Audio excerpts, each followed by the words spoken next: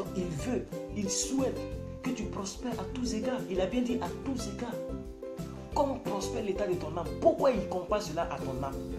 Ça veut dire, c'est ton âme qui doit d'abord prospérer avant les choses. Regardez bien le verset. Regardez, j'ai eu la grâce de comprendre les Écritures. Ça, c'est le don que Dieu m'a donné. Je ne vais pas un jour venir ici pour dire, maman Christ, Dieu me dit que, tu vois, ta fille Samira, ou bien ta fille est née Agnès. Tu sais, ta fille est née, elle est encore petite. Non, je ne suis pas là pour fabriquer les prophéties. Je suis là pour prêcher la parole de Dieu. C'est le don que Dieu m'a donné. Dieu parle toujours de manière inversée. Il donne d'abord la solution avant de présenter le problème.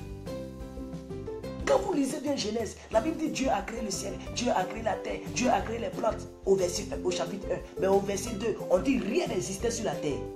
C'est quoi ça? Lisez bien, vous allez voir.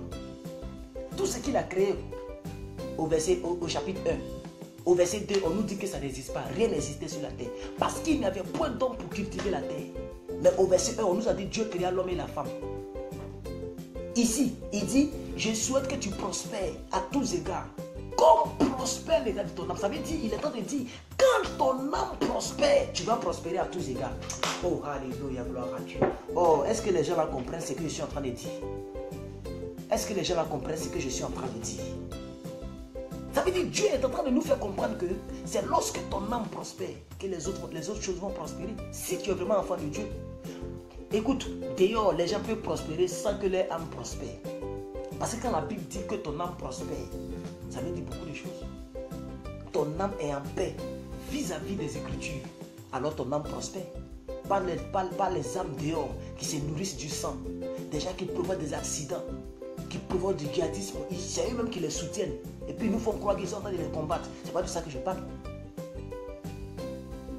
Donc quand Dieu dit, je souhaite que tu prospères à tous égards, comme prospère l'état de ton âme, il est en train de dire, c'est quand ton âme prospère que ces choses vont venir. Vous-même, vous savez que c'est le français qui est parlé ici. Et c'est clair, je ne suis pas en train de tordre la parole de Dieu. C'est ce que ça veut dire. Je veux que tu te comportes comme se comporte Fabrice.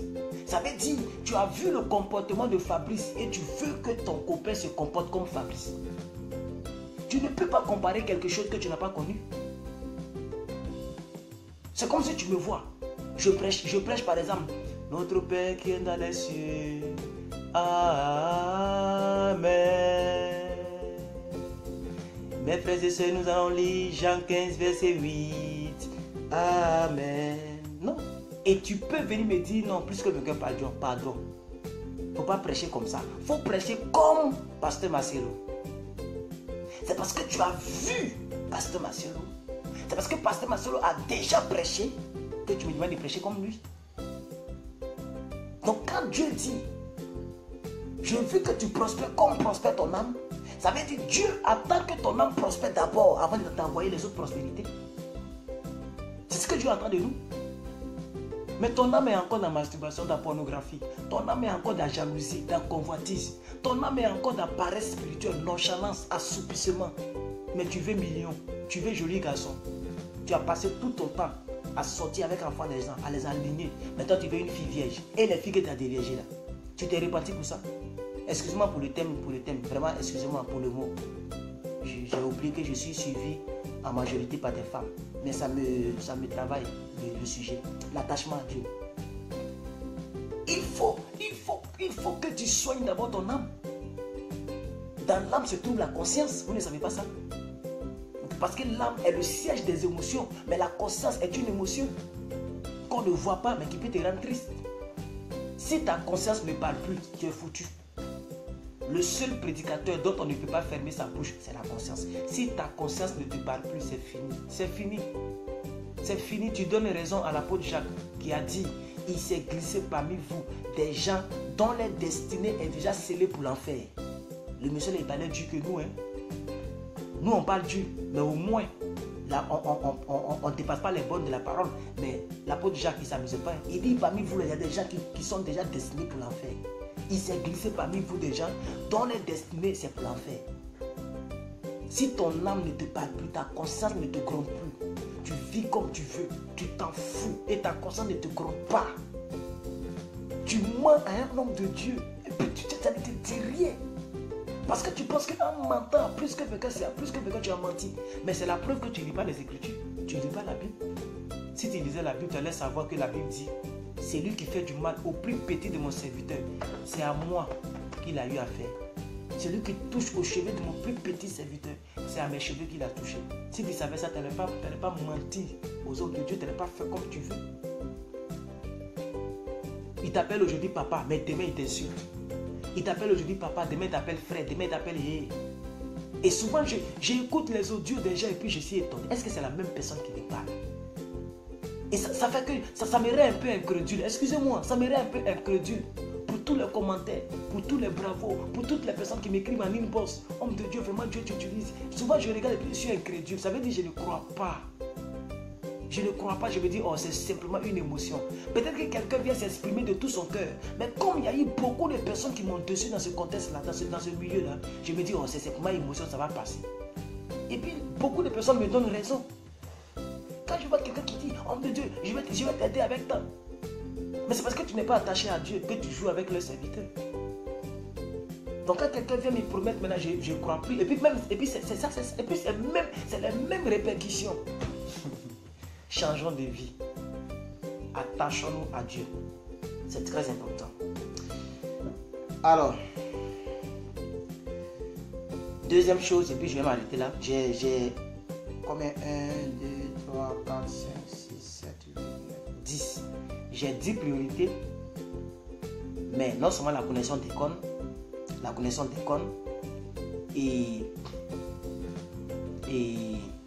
connaissance des cônes, voilà. Et donc, je ne veux pas aller trop loin. Je vais m'arrêter là.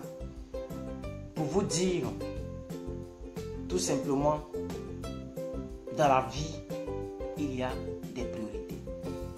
Amen. Dans la vie, il y a des priorités. Il faut chercher à rétablir ces priorités-là. Sinon, tu risques d'être surpris dans ta vie. Tu risques d'être surpris. Et tu vas te rendre compte que, oh, voici une chose que j'aurais dû faire que je n'ai pas fait. Par manque de priorité. La vie est faite de priorité.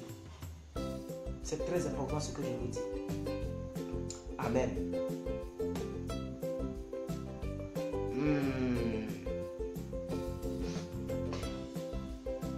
La deuxième priorité,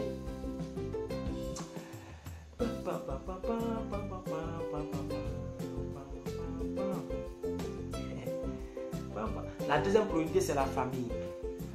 Voilà. La priorité d'un homme, c'est la famille. Quand je dis un homme, c'est homme, femme, homme, garçon. Parce que beaucoup de personnes pensent que lorsqu'on dit homme, c'est l'homme, c'est le garçon seulement. Non, non. La femme n'est pas un chien. Est-ce que la femme est un gorille? Voilà. Donc, bon, notre conférence est interrompue encore. Amen. Donc, j'étais en train de dire que c'est au niveau de la famille. Amen. Éphésiens 6, verset 2 à 3. Vous allez lire ça chez vous, à la maison. Amen. Voilà. La priorité, c'est au niveau de la famille. C'est très important. S'il y a des enfants qui me suivent dans cette vidéo, sachez que pour ceux qui ont encore leurs parents en vie, leur père, leur mère en vie, sachez que ce sont vos dieux sur la terre. Ah oui. Est-ce que vous savez que vos parents ont plus d'autorité que vos pasteurs? Ça là, beaucoup de personnes ne savent pas ça. Mais Éphésiens a dit. Honore ton père et ta mère et tu vivras longtemps.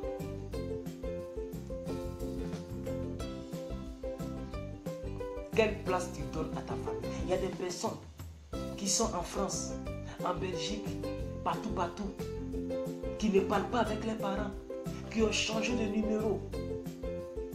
Et tu penses que Dieu est d'accord? Non. Ton papa qui t'a mis à l'école, ta maman qui t'a poussé, qui t'a allaité, qui t'a lavé. Quand tu ne savais même pas comment tu t'appelles, comment tu t'appelais. Aujourd'hui là tu chantes ton numéro. Elle t'appelle, tu l'insultes. Et tu attrapes la Bible, tu vas à l'église. Et tu penses que le ciel est content de toi. Mais c'est la deuxième priorité. La Bible dit, aime ton Dieu de toutes tes forces, de toutes tes pensées et aime ton prochain comme toi-même. Mais quand je regarde un peu les écritures de la Bible, je tire une conclusion. La première priorité, c'est Dieu. La deuxième priorité, c'est ton père et ta mère. Si vous voulez ta famille. Parce que, vous savez, tu peux perdre ton père. Tu peux perdre ta mère. Comme c'est mon cas. Toujours je le dis, moi, je n'ai pas honte. Comme c'est mon cas. Amen. Maintenant, il peut y avoir une tante. Il peut y avoir un oncle. Il faut le respecter. Être chrétien, ça ne veut pas dire être mauvais, impoli, méchant. Parce que Dieu t'a donné une nouvelle famille. Donc tu oublies la famille qui t'a envoyé à l'école. Amen. Merci Maman Christ pour le verset. Éphésiens 2 à 3. Vous voyez? Bon, le verset il est monté. Voilà, merci. Honore ton père et ta mère. Ils ont mis en parenthèse. C'est le premier commandement avec une personne. Vous avez compris? Maman Christ, est-ce que c'est vous-même vous avez mis? Ou bien c'est la Bible, c'est votre Bible qui a mis ça. Moi, je vais vérifier ici.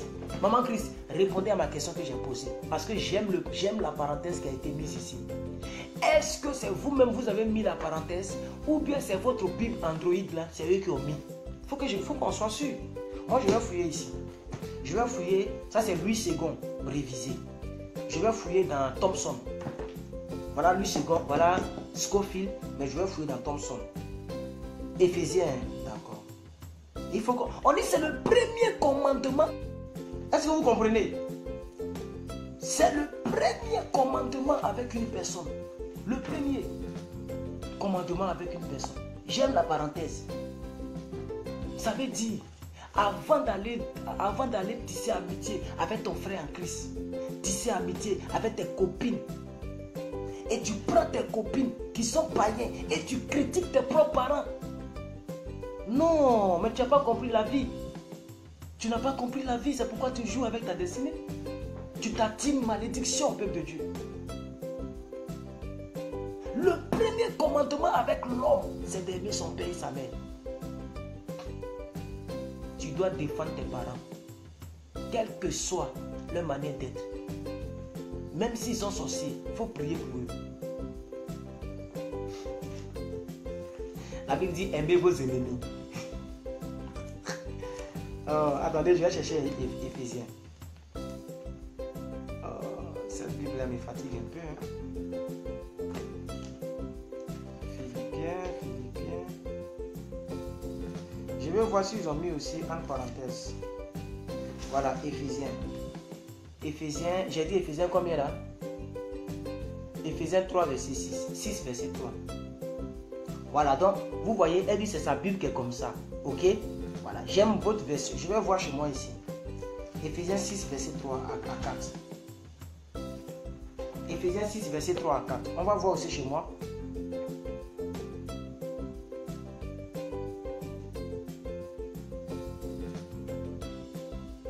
Ici, ils n'ont même pas mis en parenthèse, hein. Ils ont mis un trait. Ils ont mis un tiret et ils ont mis la même chose qu'elle a dit. Regardez ici.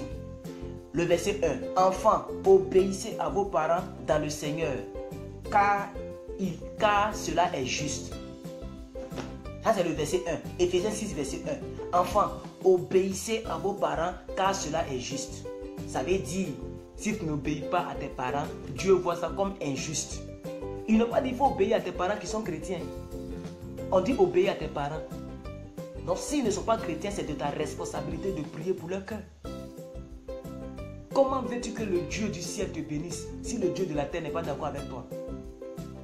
Parce que quand on dit pour que tu vives heureux sur la terre, ça veut dire vraiment c'est pas la peine.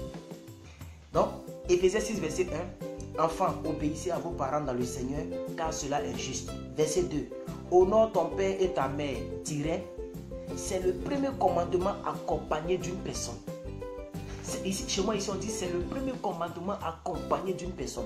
Mais cette parole-là, il y a des gens qui l'ignorent. Il y a des gens peut-être même qui n'ont jamais entendu ça. Donc, aujourd'hui, là, tu es ami avec ton poteau, avec ta copine. Tu lui expliques toute ta vie. Et ton père, ta mère, des sérieux de toi. Jusqu'à tu t'appelles, puis tu changes de numéro.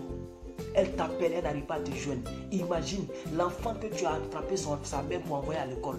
L'enfant que tu as inscrit avec tes maigres moyens. En pensant que demain, si elle réussit, elle va m'épauler. Tu l'appelles et puis son numéro ne passe pas. Mais tu te rends compte qu'elle appelle d'autres personnes dans le village. Elle appelle d'autres personnes au pays. Mais toi, elle ne t'appelle pas. Imaginez un peu comment ça peut faire mal à la maman. Comment ça peut faire mal au père. Si Dieu qui est Dieu, en voyant sa création, était indigné, jusqu'à il est parti jusqu'à dire, je regrette d'avoir créé l'homme. Et il a envoyé la pluie pendant 40 jours, 40 nuits, pour détruire l'homme que lui-même il a créé. Ça veut dire Dieu connaît la douleur qu'il y a lorsqu'on constate que la personne qu'on affectionnait, la personne qu'on a créée, qu'on a accouchée, est en désaccord avec nous. Dieu connaît cette douleur-là. Alors il ne peut pas aussi te faire cadeau lorsque tu attribues cette douleur à ton père et à ta mère. On est chrétien dans l'église seulement, on n'est pas chrétien dans nos familles. On est chrétien dans l'église. Donc, peuple de Dieu, ça peut choquer certaines personnes, mais c'est la deuxième priorité. À partir d'aujourd'hui, il faut rétablir ça. Il faut rétablir ça très vite. Prends ton téléphone, appelle. Oui, ma propre tante qui m'a élevé, plus d'un an, elle ne m'a pas appelé. Mais dans les 1 an là, je l'ai appelé plusieurs fois. Pourquoi? Mais parce que je me dis que c'est une obligation pour moi. Parce que Dieu est passé par elle pour m'élever. Donc c'est ma mère qui est là. Donc même si elle déconne, c'est moi qui connais la vérité. C'est moi qui suis censé rattraper le coup. Même si tes parents déconnent, il faut rétablir. C'est une priorité. Avant d'être ami avec ta copine, ta meilleure amie là, je pense que tu devrais d'abord arranger ce qui se passe entre toi et tes parents. Parce que ta meilleure amie là, elle ne détient pas ton étoile. Elle ne détient pas ta vie. Mais tes parents là, on dit que c'est d'eux dépend le fait que tu sois heureux ou malheureux. C'est écrit. On dit afin que tu sois heureux. Le verset 3. Regardez le verset 3.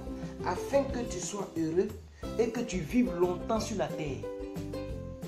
Le verset 3 est la conséquence des deux premiers versets, c'est-à-dire le verset 1 et le verset 2. Enfants, obéissez à vos parents car cela est juste. C'est le premier commandement avec une personne. Et maintenant, quand tu auras obéi à ce premier commandement, tu vivras heureux et tu vivras longtemps.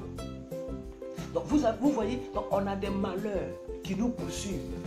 Et on a comme l'impression qu'on ne connaît pas leur origine. Voici l'une des origines. L'un des origines que nous devons arranger rapidement. Voici une origine de nos problèmes, de nos difficultés qui mènent l'église. Quelle est la prière que nous faisons, les palais à langue que nous faisons pendant que nous sommes en désaccord avec nos parents, pendant que nous sommes en palabre avec nos parents, pendant que nous ne parlons pas avec nos parents? C'est quelle prière on va faire à l'église avant? Il faut qu'on se dise la vérité de Dieu. C'est très important. J'ai voulu vous faire part aussi de cela. Amen. C'est très important. Troisième priorité, ce sont tes frères et tes soeurs en Christ. Vous voyez comment les priorités sont? La première priorité, c'est Dieu lui-même.